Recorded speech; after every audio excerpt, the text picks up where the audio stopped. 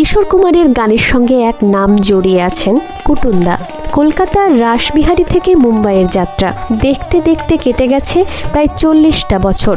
তবলায় অসামান্য দক্ষ এই মানুষটির পুরো নাম ইন্দ্রনাথ মুখোপাধ্যায়। তবে সঙ্গীত জগতে সবার কাছেই তিনি পরিচিত ছিলেন কুটুন্দা নামে। মান্নাদের দীর্ঘ সঙ্গীত জীবনে রেকর্ডিং হোক বা লাইভ অনুষ্ঠান, তবলার পাশে বারবার দেখা গেছে ইন্দ্রনাথ মুখোপাধ্যায়কে।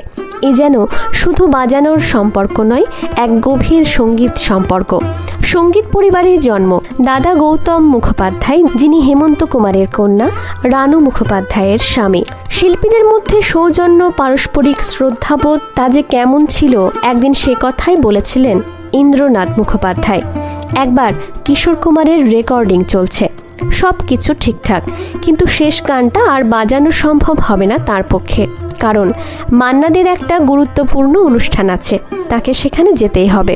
আগেই অ্যারেঞ্জার বাবলু চক্রবর্তীকে বলে রেখেছিলেন তবলায় শেষ গানের জন্য ইকবালজি এসে যাবেন, সেটাও ঠিক করা। ঠিক এমন সময় মান্নাদে ফোন করলেন, সব রেডি, এখনই বেরিয়ে পড়তে হবে। ইন্দ্রনাথ মুখোপাধ্যায় বেরোনোর তোড়জোড় করছেন।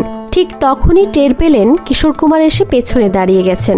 সব কথাই শুনেছেন, কোনো ভনিতা না করে গম্ভীর গলায় বললেন, সব গান না বাজিয়ে কোথাও যেতে পারবে না, এ যে চরম বিপদ। একদিকে কিশোরদা, অন্যদিকে মান্নাদা, যাবেন কোথায়? ইন্দ্রনাথ মুখোপাধ্যায় তো বিভ্রান্ত। ঠিক তখন কিশোর কুমার বললেন, আমাকে মান্নাদার ফোনটা দাও। ফোনটা নিয়ে বললেন, হ্যাঁ মান্নাদা, এখন যেতে পারবে না, আমার তো একটা গান এখনো বাকি। মান্নাদে কি বললেন তা শোনা গেল না, শোনা গেল কেবল কিশোর কুমারের অট্টহাসি। স্টুডিও বয় এসে ঢোকে, বলে, স্যার ট্যাক্সি এসে গেছে। কে বলল ট্যাক্সির কথা? ফোনের আগে কিশোর কুমার বলে রেখেছিলেন ট্যাক্সি ডাকার জন্য, কুটুন্দার জন্য। ভাবা যায়, ভাবলে চোখে জল এসে যায়। নমস্কার, আমি মন্দিরা। ভিডিওটি ভালো লাগলে লাইক, শেয়ার, সাবস্ক্রাইব করতে ভুলবেন না।